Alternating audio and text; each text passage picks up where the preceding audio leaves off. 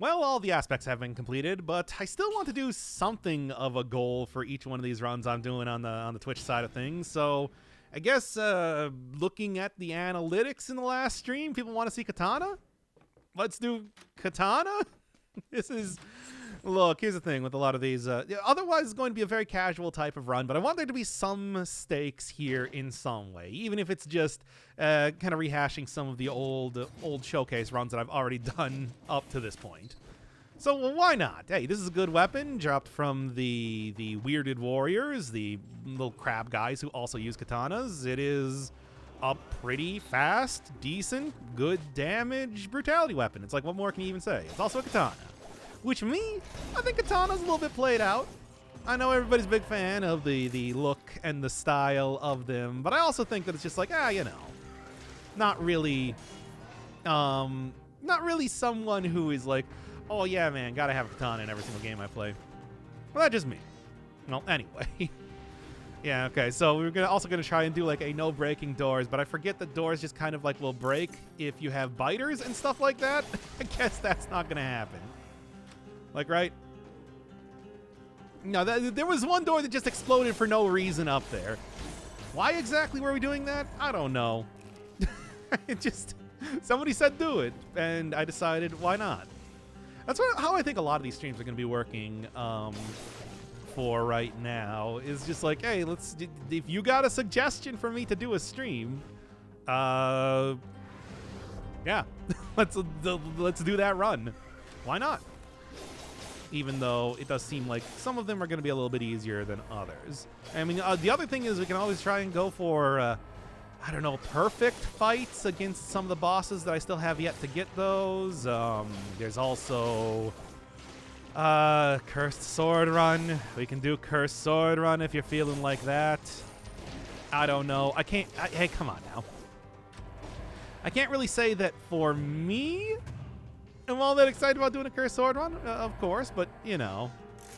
No aspect? Hey, I mean, now that I've kind of, like, covered all the aspects, I do like playing it, just old school vanilla mode style, which is kind of how I'm probably going to do it for the most part, unless people are really interested in seeing another aspect, kind of get shown off in one way, or it's going to be, like, an important part of the run.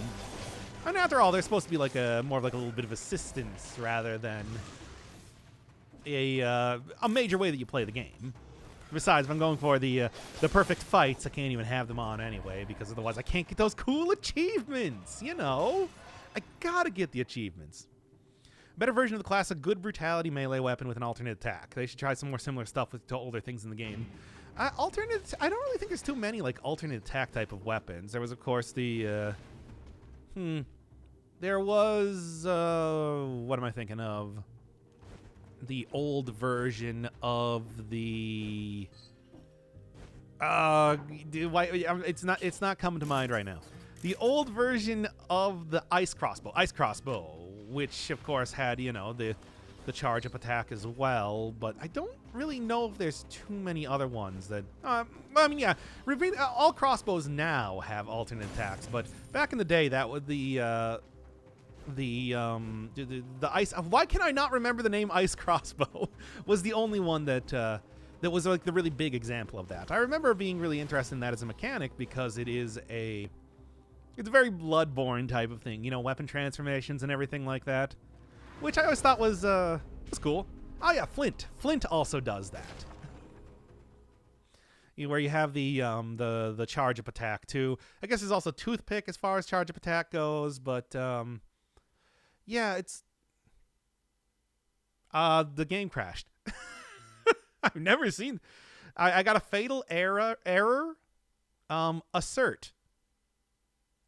The fatal error just says assert. Okay. Asserted. I've never seen this before. I guess if you play the game for almost 2,000 hours, it's bound to happen eventually, right? Yeah, game T-poses you. It's got to assert that dominance, of course. I don't even... it was just like fatal error, assert. I'd show you the actual screen if I wasn't terrified of you seeing my embarrassing desktop. I just started watching Final Fantasy 15. Lohavity it? What? Well, hey, at least it didn't like throw me back to the start of the run. Although with the amount of health I have right now, maybe that wouldn't be the worst thing. Let's take. God, what would I even? You know, it's something I haven't taken for quite a while is like Frenzy or Adrenaline. Extremely powerful back in the day. Kind of nerfed quite a bit. It might be worth using again.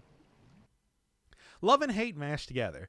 I've talked about this a few times on stream now, but it's just like I enjoyed Final Fantasy 15.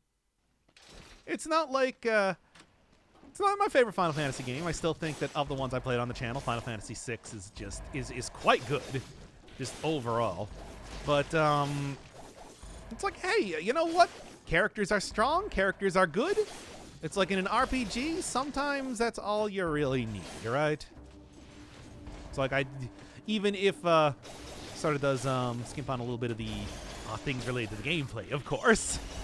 Gameplay is so extremely simple in that.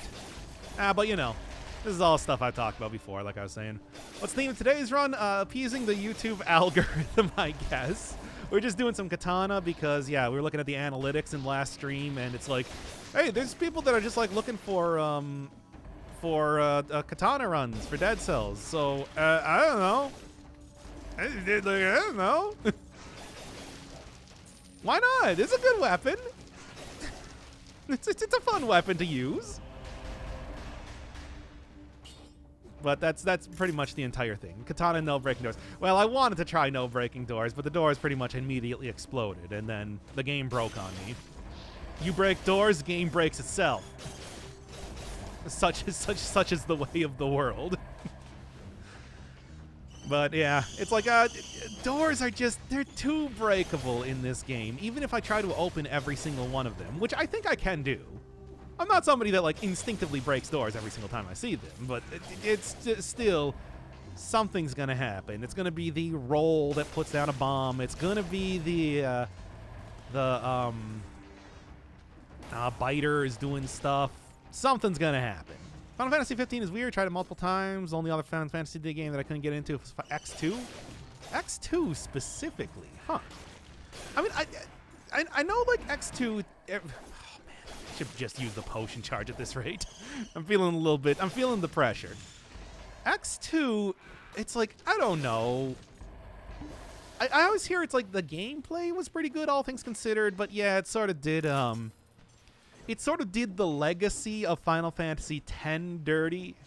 I'm familiar with Final Fantasy X. I'm not super familiar with X-2 comparatively. I think Final Fantasy X is one of the best Final Fantasy games, to be honest.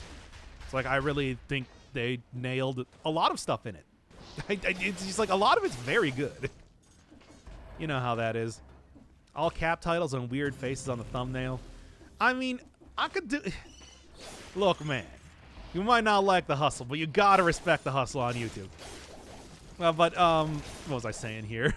What would the face be? This character, I mean, it's like not only am I a disembodied voice, this character literally does not have a face.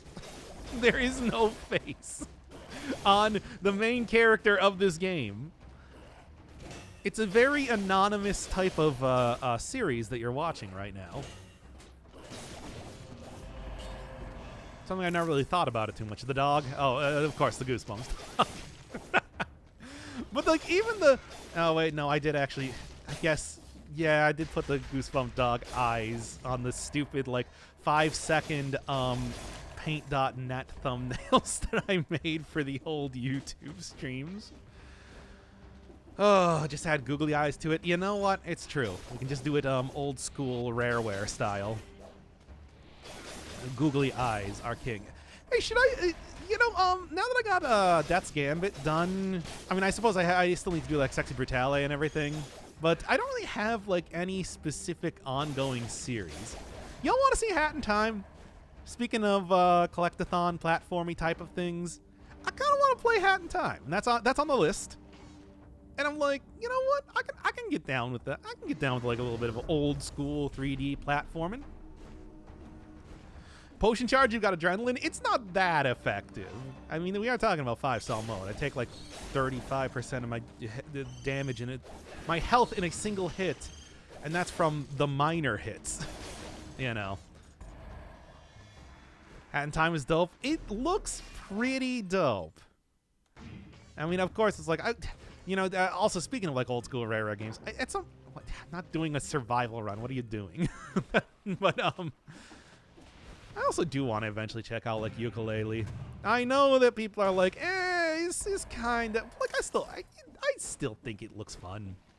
I also hear that the sequel, the Impossible something, is actually quite good. More in the style of Donkey Kong Country rather than Donkey Kong 64, for example. I don't know. I think it might be worth a check out at some point in time. Not a very long game until at least Death Wish mode. Well, specifically the God, should I just call it a commission I'm getting here? Because that's basically what these are at this point in time. The commission for the series is to do Seal the Deal as well. So you are going to be seeing the at least one of the DLCs. If I really like the game, I'll probably end up doing Yakuza as well. Because why not? It's there too. I don't know. I was either thinking that or like maybe going into some of the weirder suggestions that I got. Like I got Concrete Jungle, which is sort of like a mobile puzzle game that I've had for quite a while, and I'm just like, I guess I should do this. Like it's on the list. It's not really the sort of game I play a lot. Ooh, nice. Not really the sort of game that I play a lot, but it might be interesting. Maybe. Death Wish is part of Seal the Deal. Well, we'll see. I mean, as you know, it's just like, depending on how much I like the game, I'm willing to go like full super gamer mode, super sweaty gamer mode when it comes to playing a game. Most recently, Death's Gambit, because that game is a lot of fun. Once again, I'm gonna plug that because it's been a treat the entire time I've been playing it. The heroic fights are a lot of fun, and I did them all, by the way. Well, I did most of them. Yeah. But yeah, there's the Streamly, hey everybody, go and play this game. I like, I got this. Almost had the auto climbing doing me dirty there. There we are. But hey, early curse chest, always, and yeah, there's another door. Okay, yeah, I messed it up. Have you played Guacamelee? I have not. I mean, it is, of course, like a very, I do enjoy a Metroid-style game, but I don't really search them out too much because, the backtracking, etc., and so on. It's like, but I do know, I've seen other people play it. It's pretty good, right? But, I haven't played it myself. I'll say the sequel's also pretty good, but, yeah, I haven't even played the first game, so, yeah. I quit Death Wish after one level. I like challenging games, but that crap was not fun. I could, like, the thing is, it's like fun. That goes with the whole, like, me ending up opening the Lament Configurum. Fun is a relative thing. I'm perfectly willing to embrace the Bennett Foddy painful is fun type of side of video games. It depends, though. It depends on how much I get into it. But we'll see. Have to go actually play the game before I make any sort of decisions on that, after all. Artist things in Guacamelee are the most fun. I think it's best kind of challenge. I mean, yeah, that's exactly what I'm talking about with like a Death's Gambit too, where it's like the heroic fights get absolutely absurd in difficulty, especially later in the game, and it's like those are the best parts of the game, unquestionably. The parts where you literally spend 100 tries fighting a single boss, which I did. Just become a masochist. It's not a masochistic thing. It's just a dumb matter of taste. It's not like I'm enjoying the fact that it's difficult. It's the difficulty leads to... Well, no, that's actually exactly what it is, isn't it?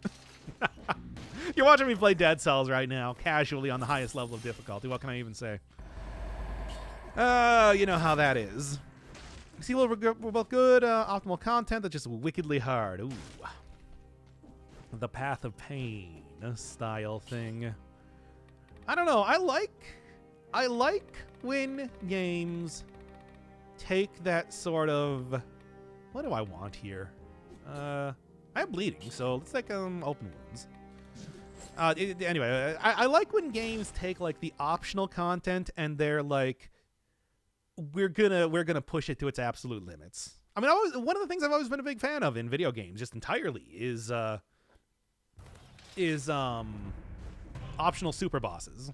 I love optional super bosses, and I pretty much will always make an effort in any game I play to try and fight them. Unless I'm really frustrated with the game or the game is just super, super hard. Something like Tower Climb, for example, which of course does have the I'm alive. Which of course does have the legend fragments and everything. I was just like, oh, a game where you actually have to play the entire thing from the beginning over when you fail it. That's, and you know, considering that game is already extraordinarily difficult, that's a bit too much for me. That's where I gotta draw the line, even if I do really enjoy that game quite a bit. It's like, it is ridiculous. Yeah, and okay. I really thought I was gonna be hit there. But, you know how that is. Well, I guess it is. It's like, you know, every one of the Dark Souls games, beat every single boss possible and whatnot, so... games like this, in most games on the channel, it's like I've beaten most of the optional super bosses in. Pretty recently was like Ozma in Final Fantasy IX, but I didn't do like Omega and whatnot in Final Fantasy 15. I don't know. Like I said, it sort of depends. Like, I guess how much am I actually enjoying the gameplay of the game that I want to see it be brought to its absolute and complete limits, you know? Unless you pay you 50 subs. Oh, it's Tower Climb took me 70 hours to beat the regular ending. I couldn't even imagine how long it would take for me to do the legend fragment ending. And that requires you to do like all of the super hard side areas, like the brutal boiler and the arcade and, well, of course, basketball. I mean, I guess you do get the basketball from doing that, but still, it's like, oh, that's too much. By the way, those are the guys that are dropping the Katana, if you're looking for it. And also, by the way, man, Katana is really good, isn't it? It's just a good weapon. Not super gimmicky, and I don't even often use the whole charge-up attack, but you know what? I think that just speaks to how good the weapon is. Yeah. You didn't beat the Killer Bunny in Minecraft? Oh, yeah, I remember seeing that. I did actually beat like everything in Minecraft though. I beat the Wither, I beat the Ender Dragon. I did raids. I wasn't able to show that on camera because I didn't get a raid party there. Everything was done in Minecraft. Beat all the optional super bosses as they exist, of course. Ooh, meat skewer. Well, I guess I'm not going to use that. This is Katana run, of course. But you know how that is. Don't like the trial and error style gameplay challenge. You do the same thing 300 times over until you do it right. I did beat the entirety of Celeste. So it's like, I'm okay with it. It depends on how well they do the trial and error type of thing. And I play a lot of roguelikes and roguelites. It's like there's a lot of experimenting around and seeing what works.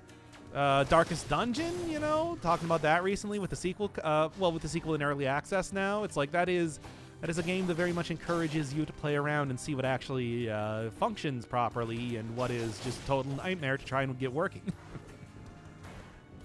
Runs into the Weald, for example.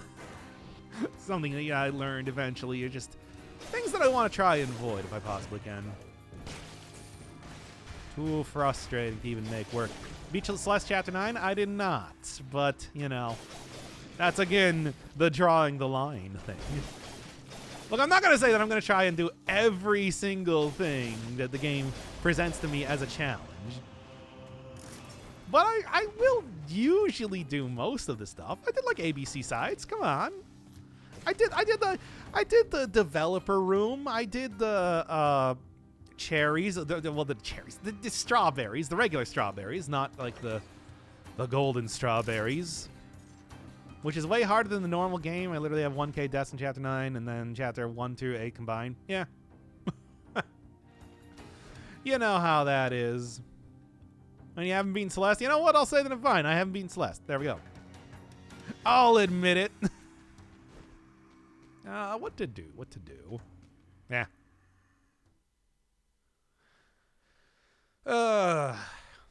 Killer Bunny is also one of those things that just kind of like randomly like appears anyway. It's not like a thing that you can find easily.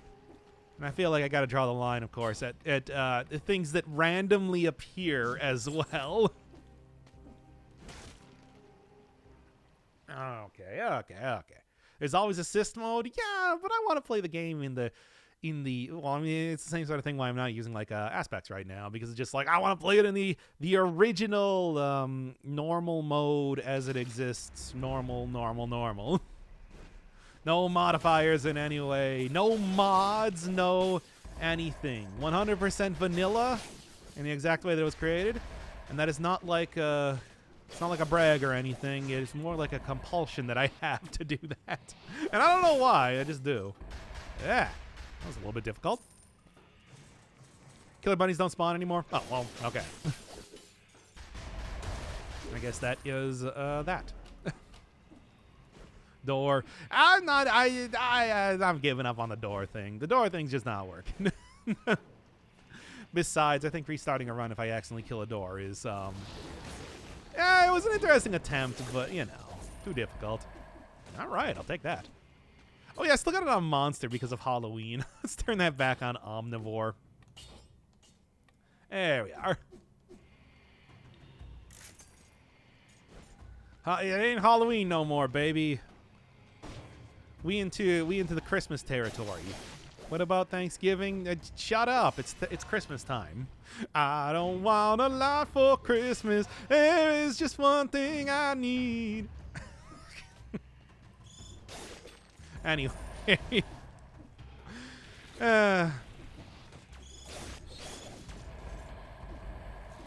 Anyway, no, I'm sorry. The Mariah Carey got very distracted, and now I forgot what we were talking about. I went for 6 days without hearing that. And this was the version that you heard. Consider your life now that that's the truth you have to live with. It's a good song. It's not the worst song. Certainly not the worst Christmas song. That, of course, is simply having a wonderful Christmas time.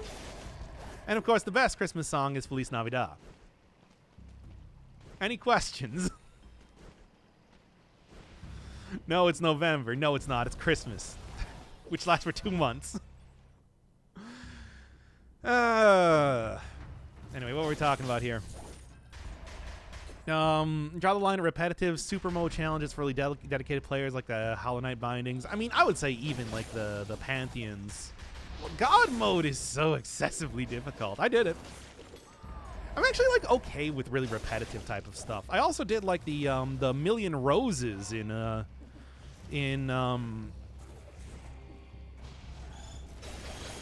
Katamari Damacy 2.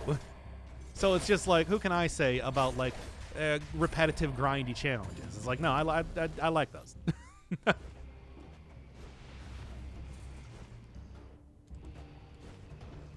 All I want for Christmas is you. And that's for everybody trying to sleep to this video. I'm sorry. Whoa. Okay. I guess I deserve that, really. Keep on going here. Actually, the Angolan Independence Day is coming up in 5 days. That's what I'm going to celebrate next. Whatever. There's a lot of different things you can be celebrating right now, but it's Christmas. Telling you right now, even if you don't celebrate Christmas, you're celebrating Christmas. You're going to have to deal with that. You're going to have to live with that every day of your life until the 1st of next year. If the grinding is enjoyable, I'll take that any day. I mean, you know, that's true. I also do just like play a lot of games that I'll always say that it's like I'm not going to like try and convince you that grinding games are good or that like grinding is good gameplay, but I'm also going to say that I do enjoy doing it. Most recently, it's just like somebody's been going through commenting on all like the episodes of Secrets of Grindia, which is just like, yep, that is like prime obvious example of that.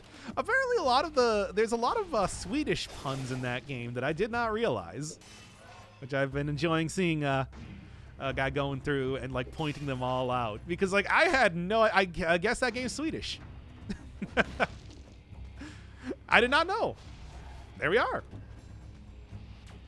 Well, I will return to it when the final dungeon is out, whenever that happens to be. Might be a while. You know how that be. Can you do a themed run for the Angolan Independence Day? I don't know anything. I'm American. I don't know anything about international things. I'm too stupid. I mean, I guess if you have something specific that you would want, sure, why not? You should try ARPG if you like grinding. ARPG? I don't know. ARPGs just makes me think action RPG, but yeah, I don't know. Got any specific suggestions? I mean, I wouldn't really say that it's just like, once again, I'm not out here looking for grinding games, but I do like I was saying, like, you know, when I got obsessed with playing Minecraft, that it's just like, I do like a good, like, incremental progress type of game. You know, a game where you just do, like, some simple actions, get them out there. Do you consider yourself a completionist? Absolutely. Absolutely. Not for everything. It kind of depends. Like, there are games that I'm just, like, satisfied getting an ending. Oh, I hate this. I hate getting stuck in this area. There are games that I am satisfied with getting just an ending. But if I like a game, I will usually go 100%. I'll usually go and try to do a 100% run on it. It's like that's true for a lot of games. It's like you can a lot of the games I play on the channel are 100% completions, or maybe not like, you know, literally find every single item in the game or whatever, but I'll go largely 100% with most things. You know, like all bosses fought, all side quests completed, even if I might not show them all on camera. I mean, for example, it's like I wasn't even like a super huge fan of like for example, Ghost of Tsushima, I think is a good example there. It's like, but I did all the side quests in that game. Like I did them all. I got all the abilities. I got like the fancy dyed outfits, and I wasn't even that big of a fan of that game. I liked it. I liked it well enough, but like, you know, that whole thing. Traveling to the U.S. in less than 3 days. Oh wow! Welcome to the United States of America. Why am I saying that threateningly? Whatever. I live here. I can say whatever I want about the U.S. Cookie Clicker just came out on Steam. We can do. I mean, I played Forager for 5 hours on stream once. Like I can do it. I could do that if people really wanted to see it. Well, you know how that be. If there was actual interest for watching me do an idle game, not an idol game, an idle game, I-D-L-E. If there was also interest in watching me play Idolmaster, you better be there at the airport. What airport? Which airport? We have so many airports in America. We don't have just the one. Despite what you might think, we don't only have LAX. I gotta remember the Forager stream. I think I had permanent brain damage. I mean, that's due to the extremely loud sound effects that played throughout the entire game. Sorry about that. That's the one reason why I didn't want to put it on YouTube. The airport of America. I like Forager. Forager is fun. I mean, I keep saying, like, every few months I just get into a game like that. Most recently was a Minecraft, but, you know, Also got Terraria, Forager. There's a point when I was playing. Well, no perfect fight. It's going pretty well though. LAX isn't LAX just the airport? That's the one everybody knows. I don't like that is like the air. If you were going to consider that to be an airport of America, that would be the one. We have more than one though. Atlanta. Oh yeah, Atlanta too. Atlanta also has a very large airport in it. Why am I thinking of like culturally notable airports in the United States? Why do we have to be on that subject of all things? What's the airport you see most in pop culture in America? America has more than one street? Nope, we only got the one street. Main Street, baby.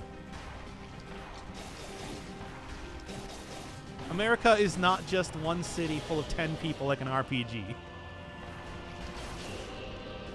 But what if it was? I'm Dr. Inferno Firebird, and I'm here to take you on an imaginative adventure that you'll never forget, where we consider if America might not actually exist. Merely just a creation of Hollywood and a simulacra where thousands of people admit to living there, but do they actually? Think about it.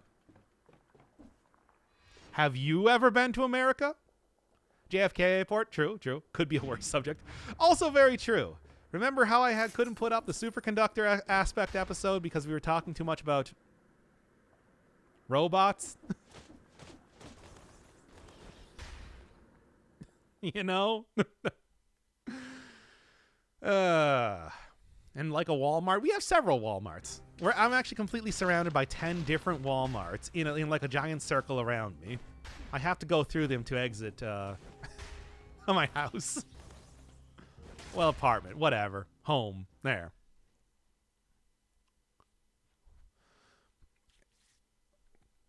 You know, what's going to happen is you're going to take the airplane, and what they're going to do is about halfway over the ocean, they'll turn backwards into a small city in France that we call America. And that's what America actually is.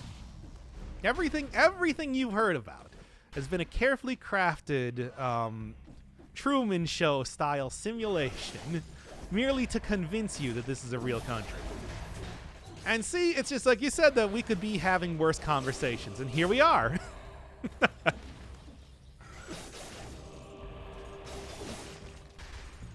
Why France? Because of course it's going to be France. Come on. I'm playing a French game. That's probably why I chose France. Anyway. Now they're going to take you down for talking about this. Hey, where are they going to take me? America? I'm already here. Who's going to take me down? The U.S. government? I'd like to see them try. Anyway, I'm already in jail. Doc, you don't even know what a country is. Fair enough. The Indigo Prophecy was correct. No, that's the last stream we did. We're not talking about Indigo Prophecy again. All right, Frenzy is actually not doing too bad as far as healing goes. Started this area at 50%, and it's not too bad, not too shabby. But of course, again, this is because this is a good weapon. We send you to Detroit. That's right, everybody. You're going to Detroit. Which, I mean, you know, all I'm doing is I'm just recreating Escape from New York in this case. Because that's basically what the plot of that movie was. I don't know if you've seen it. Snake Plissken, a.k.a. Solid Snake, is trying to escape from... Why am I explaining the plot of this movie to you? Go watch it. Send you to Brazil. That's right. The god of gaming. Well, the god of apparently talking about 80s action movies. Hokey 80s action movies. It's a very hokey movie if you've never seen it before. Anyway. Anyway, Toodles, have a good stream. Just pop in when I end the simulation by setting foot in the U.S. We'll see. The simulation has been around for quite a while. It's just like you might not even know that you're... Oh, I didn't actually pick up the key.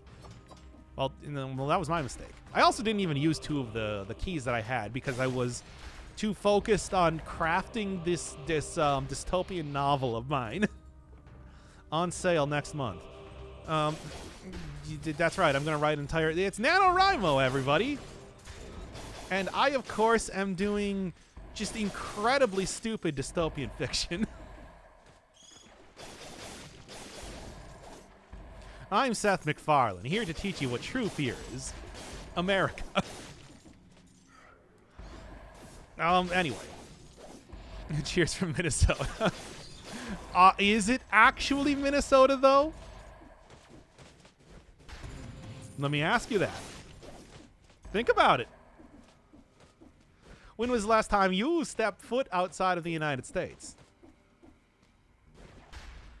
But anyway, I say anyway like I had anything. I just wanted to get out of this conversation. Anyway. Which I just did it again. That is my vocal tick, I guess. Well, let me just pull the ripcord on this. Hey, I gotta go find potion charge because that would be very useful right now. Aside from that, though, like I was saying, Frenzy's not working nearly as bad as I thought it was going to. The heal has gotten so minimal compared to what it used to be that you just don't think too much about it. But I guess after you get to a certain point in a run, that it does start to work. Ow. Still got to be careful though. That does not preclude just taking a bunch of damage for no reason because you know you're going to heal it back up or anything. Anyway, nothing. I hate the enemies spawning in here that just mean that I can never take the legendary items that I want. Not as fast weapon, of course it works well with Frenzy. True, it also is a good damage weapon, which makes a difference as well. It's not like like an assassin's dagger or something if you're not hitting an enemy from the back, which is sort of important. Not always the easiest thing, and also not every enemy has a back. Or, well, the back that they do have is not facing you, like the giant, for example. Makes a difference. Girlfriend and I have been separated since the beginning of the pandemic. She's in Kyoto and I'm in California. Oh, yeah, and Japan has been locked down for a really long time, but they are finally starting to open back up. Needless to say, for me, it's like I'm not going anywhere. Only foreign country I've ever been to has been Canada, so, you know, it's like, but still,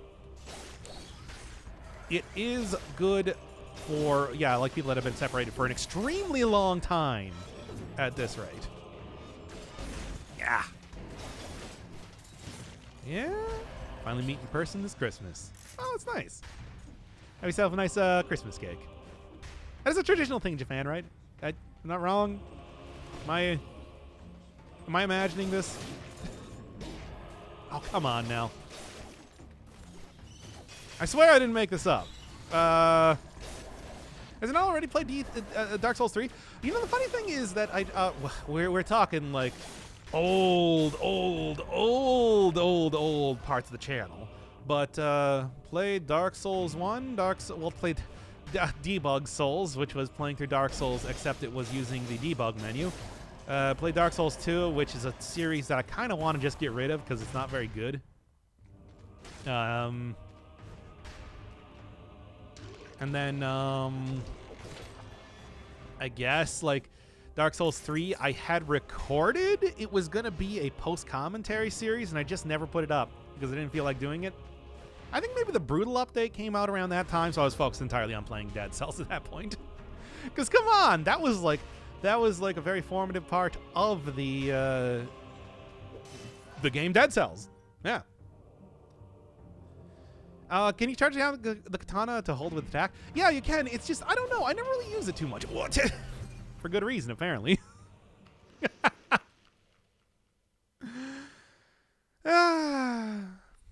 Well. And Jelly Twitcher. I blame you fully and entirely for that.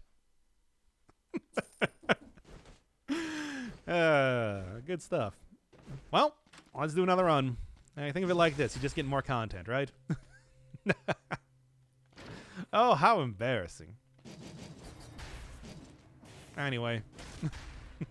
Dead Cells equals Dark Souls. Nobody will notice. True. I think I also played Dark Souls 3 on stream for like once. Yeah, with Waluigi's mom. Well, what was she? She's like she was like supposed to be a 60-year-old fitness, like TikTok fitness instructor. What was the stupid character that I came? Oh yeah, she's also a witch. The stupid character I came up with. I don't even remember, but yeah, she was like Waluigi's mom or something, or not, or something. Tell us a story, Dad. I mean, I'm telling you about Waluigi's mom, the TikTok fitness instructor, who's also literally a witch and the protagonist of Dark Souls 3. Is this not enough? Anyway. Yeah, the charge attack. It does leave you open for counterattacks. Which is why Luigi didn't come out of an egg from heaven. No, he was delivered by a stork. I'm sorry, do you not remember your Yoshi's Island lore? This is all very clearly outlined from the very beginning. From like what? That game that came out in 1993? Like, look, everybody pretends like the Mario lore is this big thing. Like, it's all there, everybody. If you want me to explain to you Mario lore, I can and will. And actually, you can't stop me from doing it. I'm doing it right now. Why did a stork remove his liver? No, that's Prometheus. It's not the same person, and that wasn't a stork. It was oh, this is too much. This is too much to explain right now. Yes, Mario lore. Well, okay, so yeah, in the beginning, basically, the stork brought. Okay, so the stork brought all of the classic Mario characters: Mario, Luigi, Wario. Wait, no, it didn't actually bring Bowser. Or did it bring Bowser? I don't know. It didn't bring Bowser at that time. Bowser was already living on the island with Kamek as caretaker. To the wrong house initially. Oh, in Donkey Kong. To the wrong house initially, but that's where Yoshi's Island DS comes in. They were raised by parents at that point in time who were, as far as we can tell, a pair of human hands, because they never really saw anything else as far as Mario and Luigi's parents go. Mario initially worked as an acrobat on like a performing acrobat on stage before rescuing Pauline from Donkey Kong. The adventure of rescuing her from Donkey Kong eventually took him to the Mushroom Kingdom, as we saw at the end of the 1993 Donkey Kong game on the Game Boy. At which point in time, he and his brother got jobs as an exterminator in the... No, he was never a plumber. Mario was never a plumber. The closest thing was in Mario Brothers, where he worked in sewers, but he was more of an exterminator at that point in time. That's what he got a job doing there for a while, until he ended up rescuing the princess, Princess Peach from Bowser in Super Mario Brothers. After that point, he retired to a castle, his own castle, which was taken over by Wario in Super Mario Land 2. During his adventures, where he got a space alien named Tatanga to kidnap the princess of Sarasaland, Daisy, and while he was out doing that, Wario stole his castle, basically. Now, after that point, Wario went on his own adventure on a place called Kitchen Island, where he paid a genie to get his own castle, and Tatanga, not Tanga, like the egg. Tatanga. He's a purple alien from outer space under Wario's employment initially, but you know. Well, anyway, after that point, Mario eventually moved out. I guess it was in too remote of a location or something, but Mario eventually moved out of his castle and into a much more modest, just like one-room house with his brother. I don't know. Luigi eventually got his own mansion after he won it in a contest, but it turned out to be haunted, blah, blah, blah. You know the story. But then he lives there with his own ghost dog. Donkey Kong, after kidnapping Pauline, just eventually retired to his own island, which is a gigantic island shaped like his head for some reason, and fought against evil crocodiles for a while. And then evil tiki heads, and then evil walruses. It's an entire thing, but he lives a pretty modest life, all things considered. Considering especially like what happened with Mario, who, you know, did things like go on space adventures and whatnot. Constantly trying to rescue a kidnapped Princess Peach, who just keeps constantly getting kidnapped. I mean, it's like, what can you even say? The Mario RPGs, as far as I know, are not actually canon in terms of the like overall lore of the games, but that it follows its own canon in some ways too. Going through that. You're telling me all the Mario games have a cohesive lore? Oh god, no. In fact, they're all actually supposed to be like taking place on a stage. It's sort of like a stage play type of thing. But this is the lore of said stage play, as outlined all the way back in Super Mario Brothers 3. Everybody's actually like, you know, good friends. They just do it as like, it's like performance art. Any questions? If you would like me to go through the entire lore of like the Koopalings and Bowser Jr., we can also talk about that. Like I said, the Mario RPGs have their own lore. They are different universes crossing over eventually in Paper Jam. Although the original Mario RPG, of course, didn't do that. You know. Doc, how much do you know? I know everything about the Mario games and the Mario lore, if you're looking for it. The Mario parties also take place in their own like universe. Although those might actually take place in like the prime. Those might be taking place in like the non-game like prime Mario universe, where like everybody just kind of like gets together occasionally and goes like karting or plays tennis or something. So karting and golf are just them hanging out after work. It's hard to say because like, you know, have you seen the more recent Mario Tennis game? There's like an actual lore in it. So that might also be a level of like performance art in the same way that a lot of the other stuff is. Well, like, yeah, original Mario.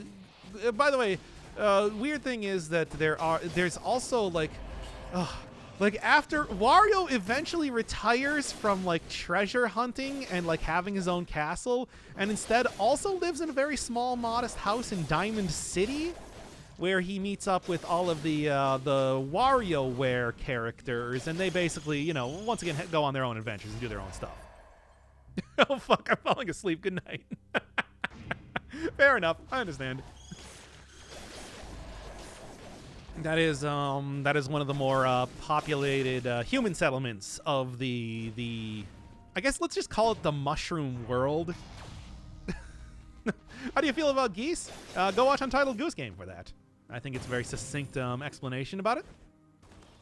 How can you remember all of this? I need your knowledge. Oh, I just spent a long time reading the Mario Wiki, and also I played a lot of the Mario games entirely.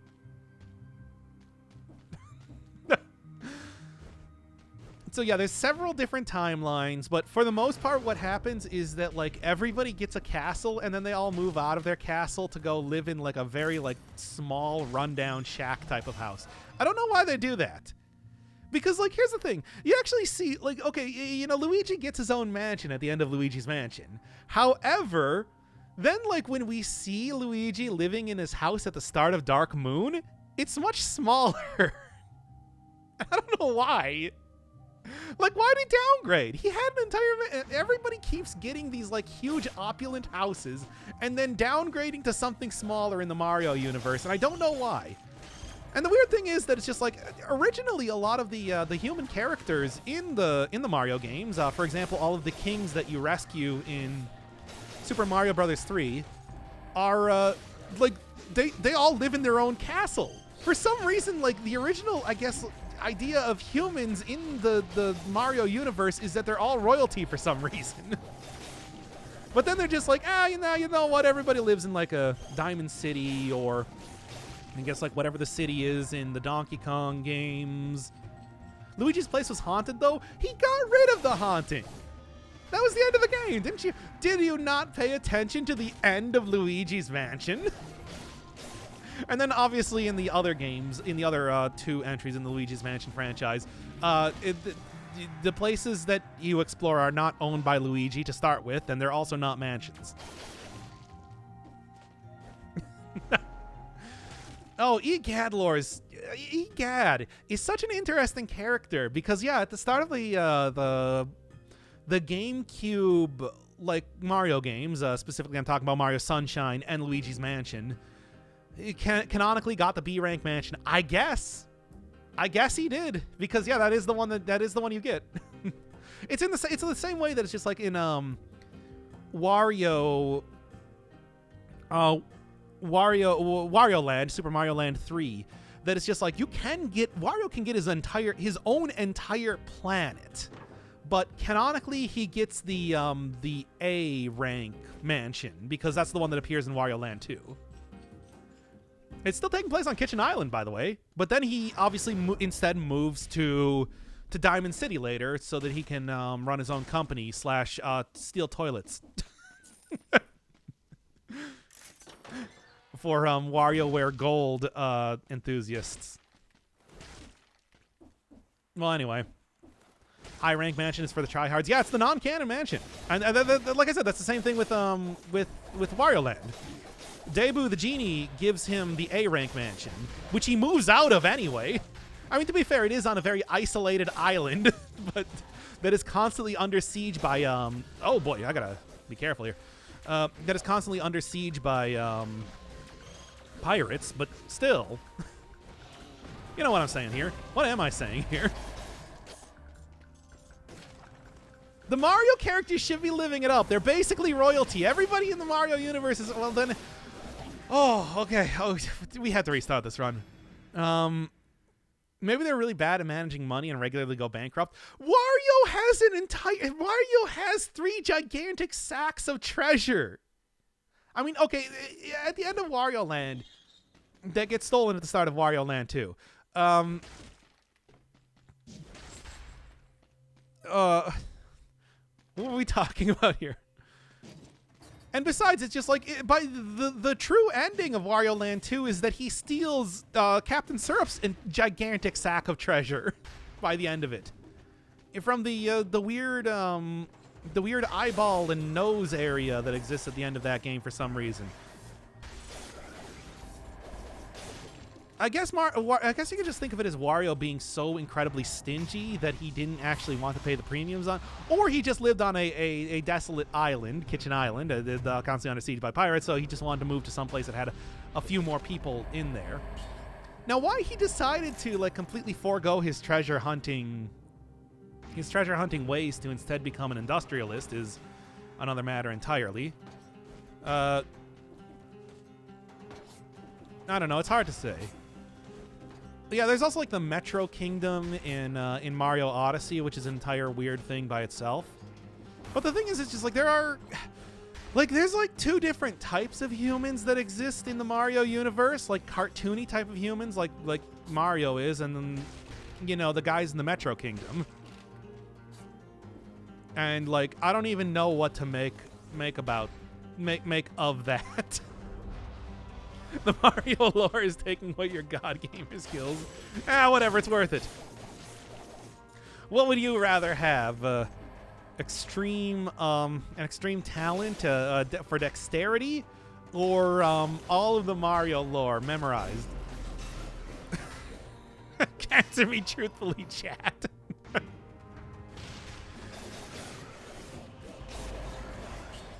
God, I don't know. Maybe they lose ownership of the property whenever they lose a life. That might actually be the case. It's not, as far as I know, I'm not entirely... It is not clear exactly how... Oh, we can go by Super Smash Brother explanation for exactly what happens when Mario loses a life, where there's apparently multiple Marios. Are we going to entertain that thought? Are we going to entertain the idea that, like, the double cherries and, like, the unreleased Super Mario 128 are actually canon? I gotta know this, chat. Do you want to think of that? Do you want to think that there are actually many Marios out there? And not just like alternate dimension. We're talking like Marios that just kind of exist out in the world that we just, you know, Mario doesn't interact with, but they're there.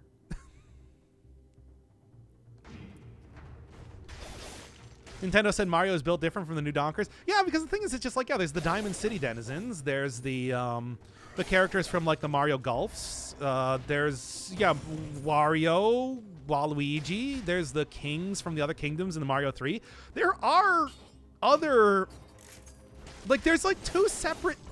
There are, like, two separate species of humans that exist in the Mario universe. There's, like, Booster, or Buki, from the Mario RPG. What's the deal with that guy? I don't know. Yeah, it sounds like a horror story. Yeah, it's like Tomy. For anybody that knows about that.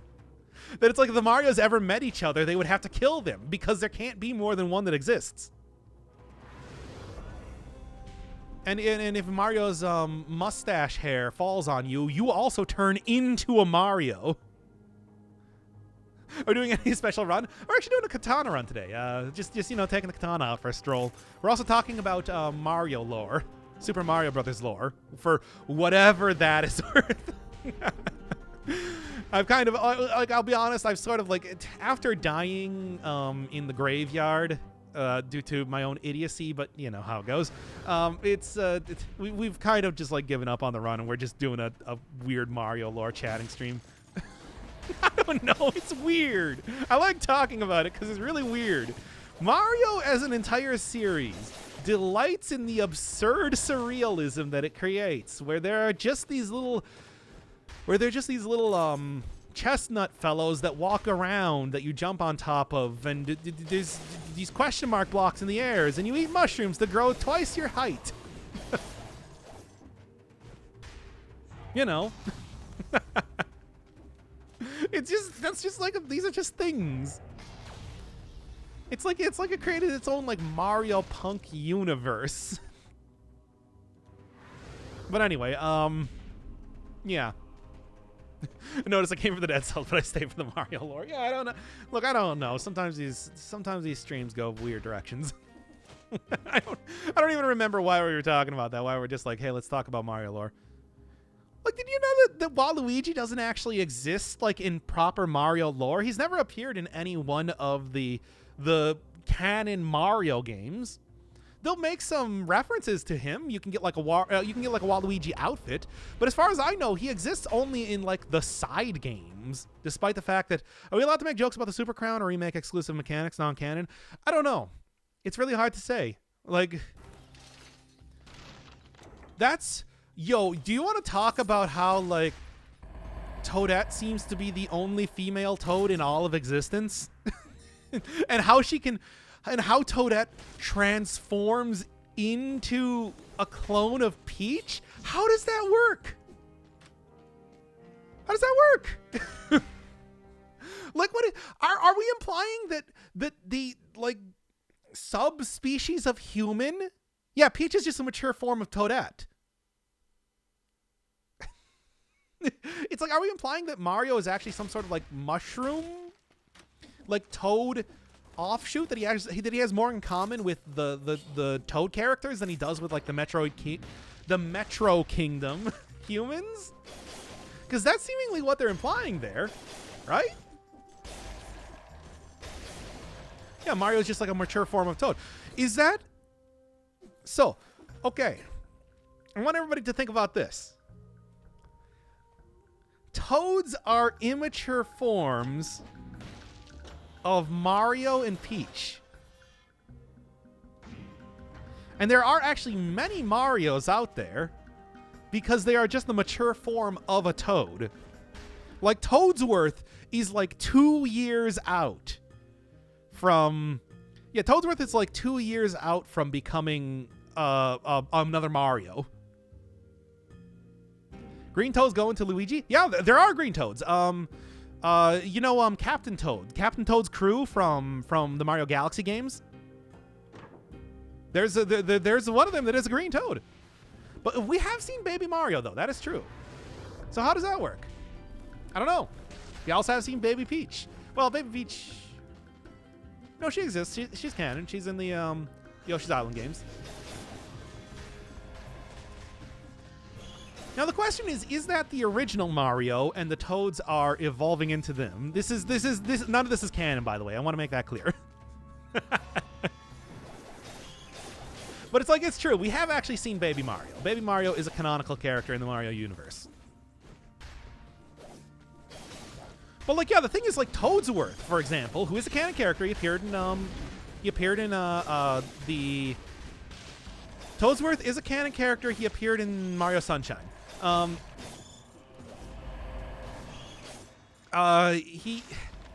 He is a Toad that grew a mustache, which, as far as we've seen, really is something mostly unique to Mario.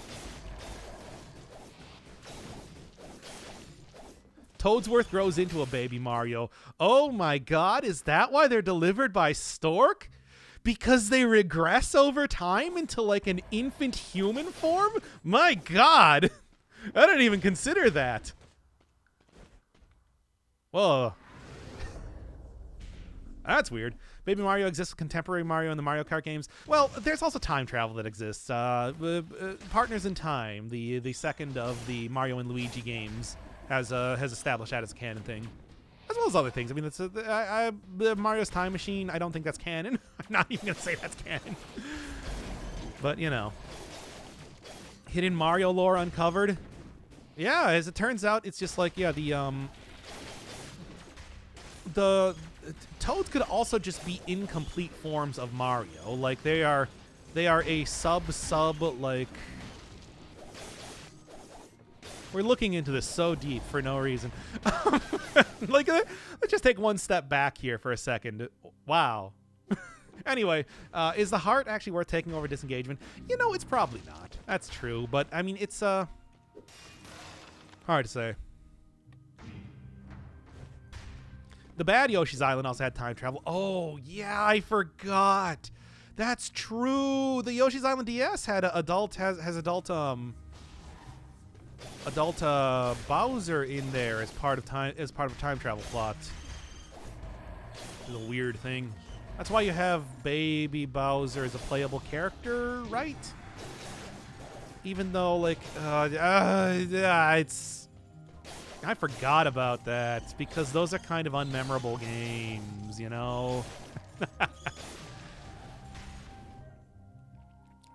Oh, Baby Mario is the original, and Toad is our failed experiments when perfected with, say, a crown. Yeah, do the Toads require? Is it that no, because it can't be Mario's hat. Mario's hat can actually be removed, and he stays as Mario. We've seen that in Mario 64. But is it the overalls or something that turns a Toadsworth type of character into Mario? And the crown turns a Toadette character into Peach?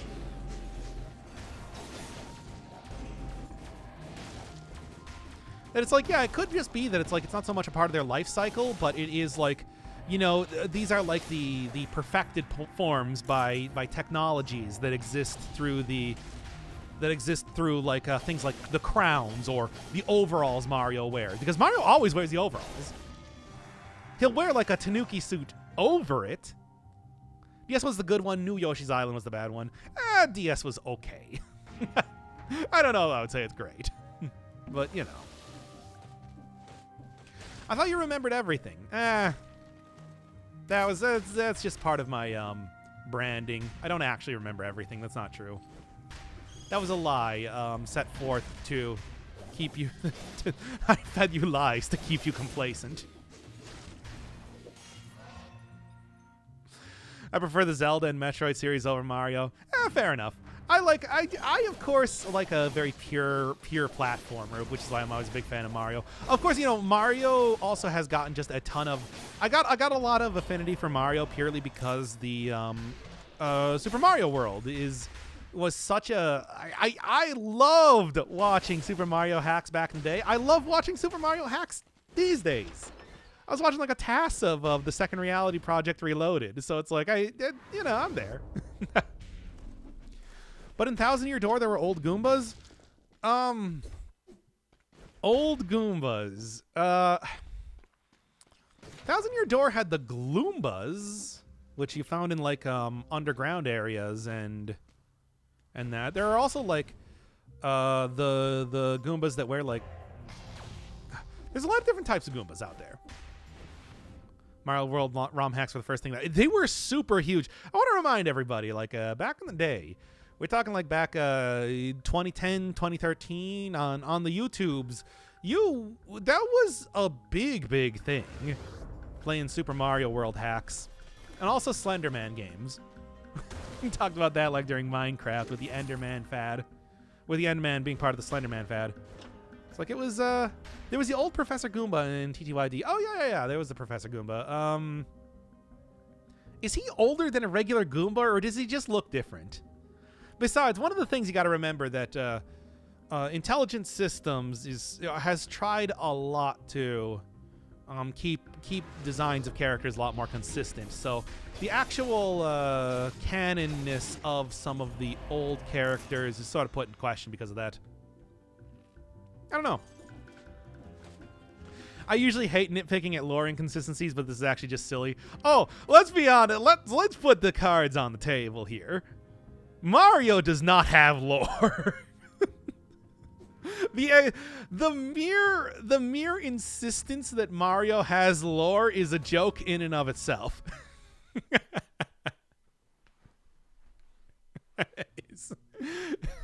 That is unquestionable as to like, don't take any of this seriously, anybody out there. But you'll find that all of the things I've said are like, you can go look them up on the Mario wiki. They're there. Mario lore is whatever they need to justify the gameplay. Yeah. It's like, yeah, did you really think that they were thinking about like, oh, how does this fit in with the Mario Galaxy areas now that we're exploring the entirety of the world that Mario lives on in Mario Odyssey?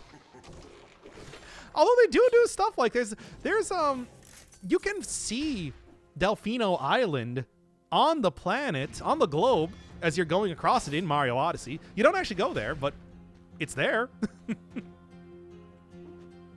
So, yeah, it doesn't make any goddamn sense. Let's just say that.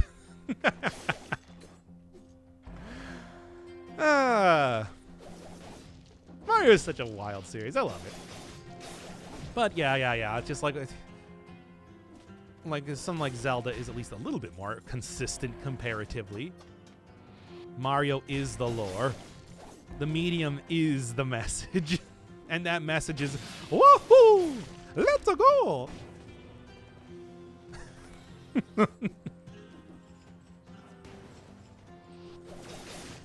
But there's a few different things. Like look at like Wet Dry World in Mario 64. Does that place actually exist in the world? Is it something that was entirely manufactured from purely being inside of a painting?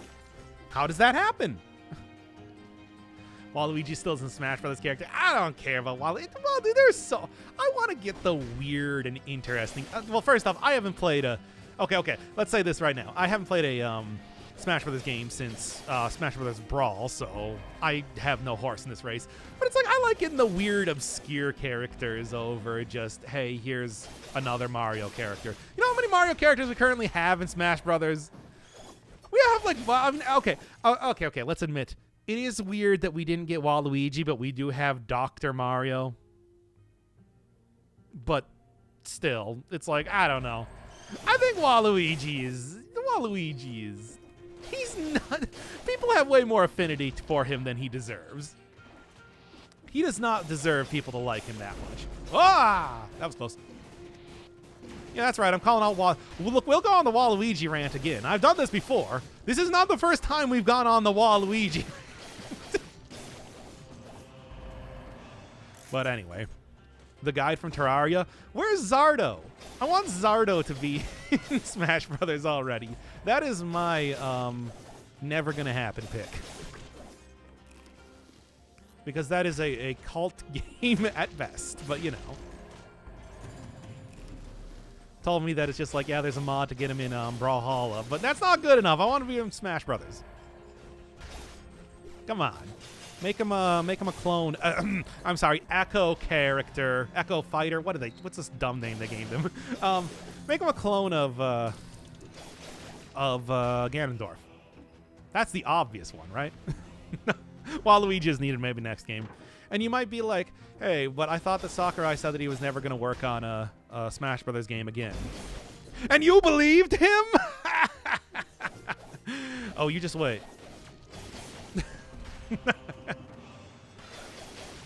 Anyway. Never trust what that man says. Yeah. Got it. The Wa deserves respect. No, he doesn't. Look, I'm trying to resist. This is like, look, I don't want to go on the Waluigi rant. The Waluigi rant is like me ranting about Persona 5. You all know it. But you're making it hard right now. How can we trust what you say? True. You can't. Here's the thing. I'm not going to lie to you. You can't trust what I say. Nothing that I say can be trusted. However, who else are you going to turn to in times like this? Ridley was added to Smash. Ridley is such a weird character, but sure, why not? It's like, at least that's a very consistent... I mean, it's like, what else are we going to be added to Smash as far as Metroid, like, characters go? You got Samus, and you got, Dark Samus, and you got Ridley. Yeah, it's like, that's it. That's maybe, like, I don't know, add in Omega Metroid? But, like, who even knows that? That's a Metroid 2 character. And also the final boss of Fusion, but, you know. It's not the same thing. And it's like Dark Samus isn't even the one that I would put in. I would put in SAS. Because SAS is cool. That was a cool sequence in that game.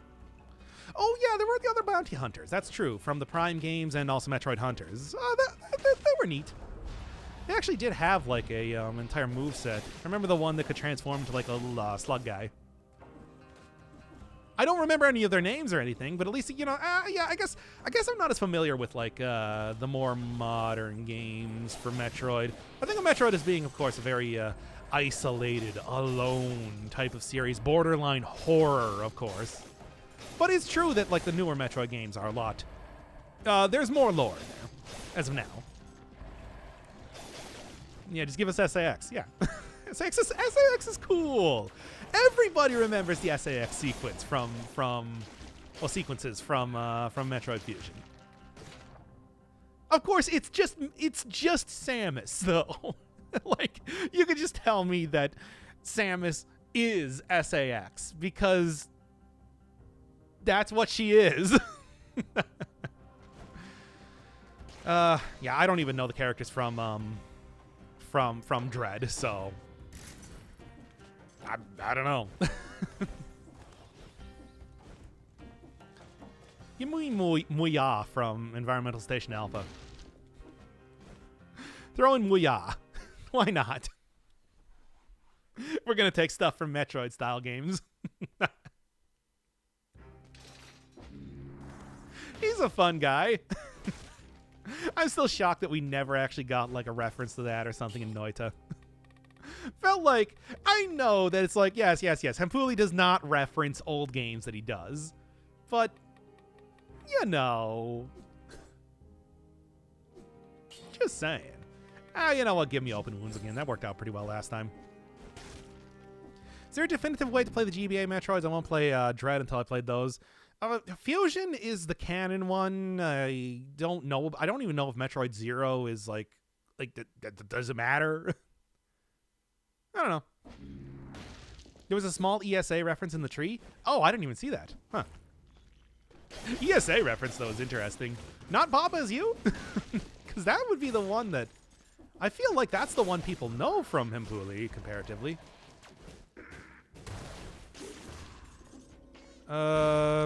Yeah. Well, don't get me wrong.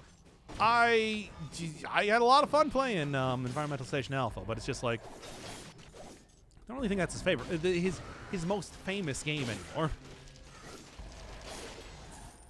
Yeah, it's just the text ESA. Okay, fair enough.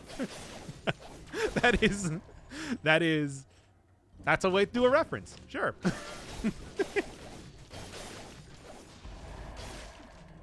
Not even using the, like, you know, the cipher text that he created for the game?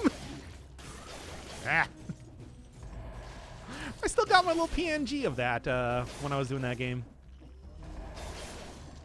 But, you know. That is entirely different.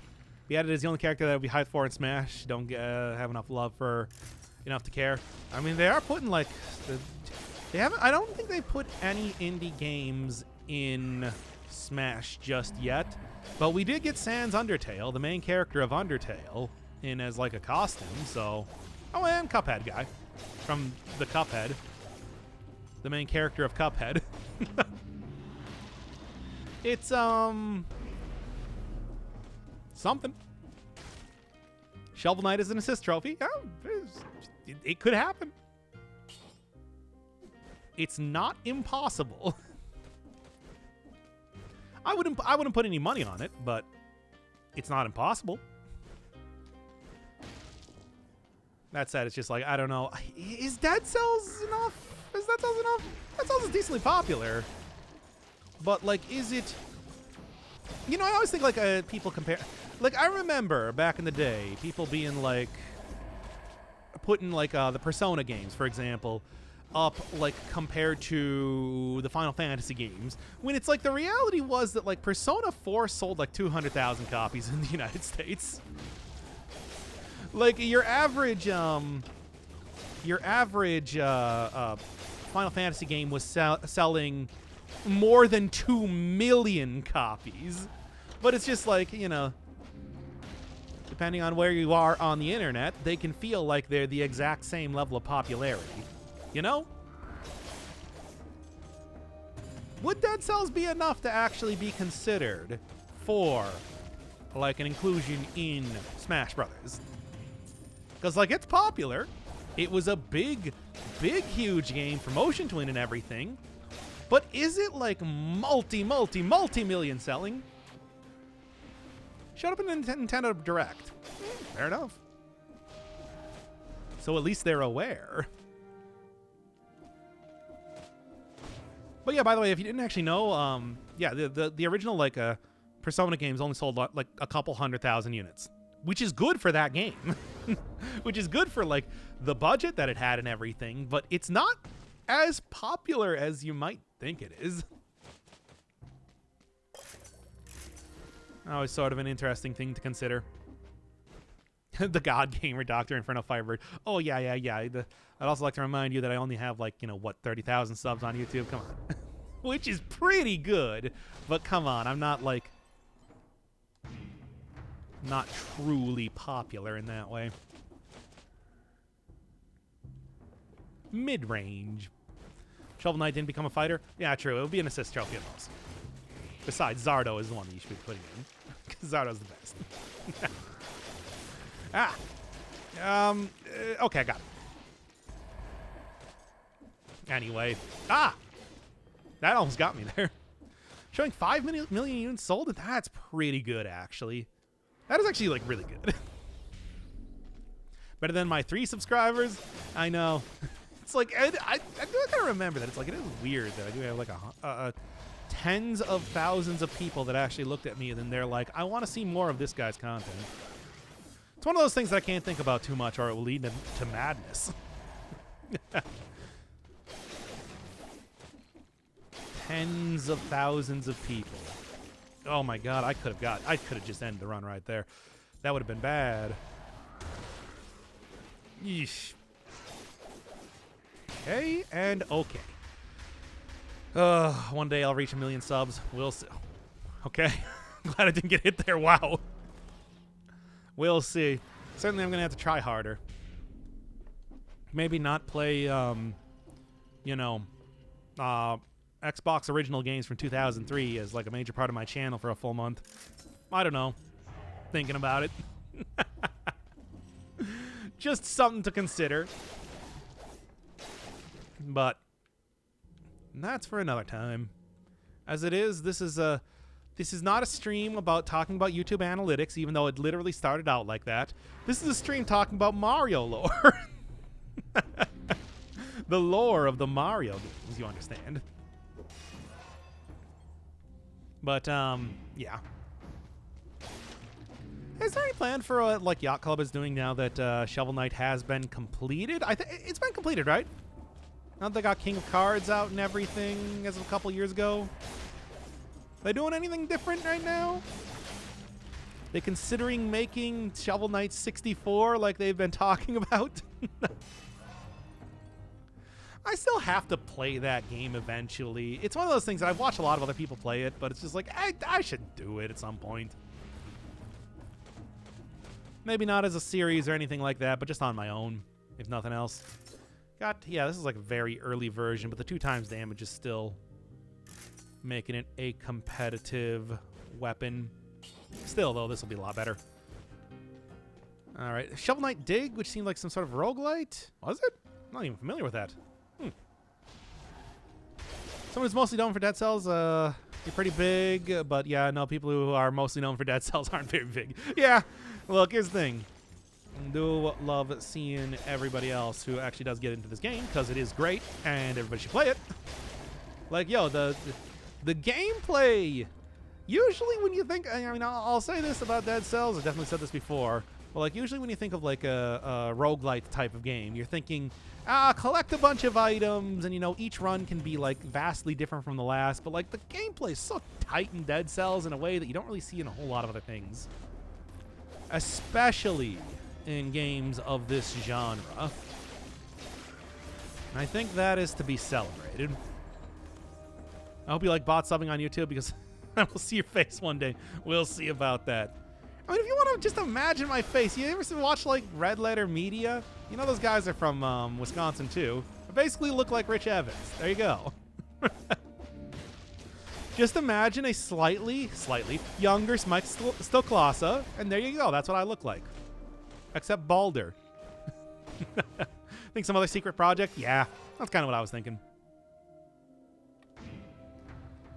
Probably not revealing it just yet until it's a little bit farther being done. You know how extremely early reveals for games go, right? Well, that is exactly what I imagine you as. I mean, you might as well, because, like, they're also schlubby Wisconsin guys. Like, come on. You know that's basically, that, like, describes me to a T. This game can be very demoralizing. Even I wouldn't recommend it to everyone. Yeah, true. I mean, I don't know. I feel like if all you're doing is you're going on, like, the early cell difficulties, that's a pretty manageable type of game. If you want to go for the hardcore, I don't know if I would suggest that to everybody. Just kinda. It gets pretty rough. Hey, Arduous Fox. Welcome to a very, very weird run. I'm not even gonna lie to you here. This run is going all over the place right now, but the theme right now has been Katana. I've been using Katana, and it's been going pretty well. Sometimes. Occasionally not going super well, but mostly going pretty well. What do you mean younger than Rich Evans? Oh yeah, I forgot Rich Evans is only 22 years old. The guy's been on the internet forever. You can go find younger pictures of him. But anyway. It's like, come on. The Wisconsin guys, they all look the same, right? It's all the same. Yeah. Oh, God. Oh, God, I hit it anyway. Well, I was trying not to, but, oh, Okay, that actually worked out fine. Dick the birthday boy. Okay, not like that young. Yes, I'm literally 5 years old. Oh my god. Oh yeah, when I say the red letter media, guys, I do not mean, of course, Jay, because he's much more handsome than I am.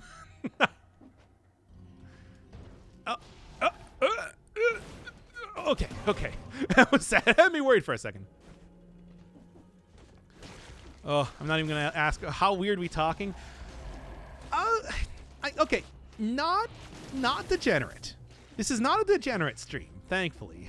It's just I went really deep into Mario lore for like 40 minutes there. Like we're talking super deep into Mario lore.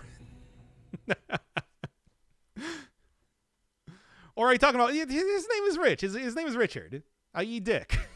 The birthday boy. I feel like that doesn't require elaboration. I feel like that's very self-explanatory. Oof. Mario goes to the real world, dude. I mean, that is... Okay, actually, I'm thinking about some of the topics we got into with the Mario talk. Some of them got pretty weird. This is a showcase of just some wacky shenanigans. I mean, I already did like the proper...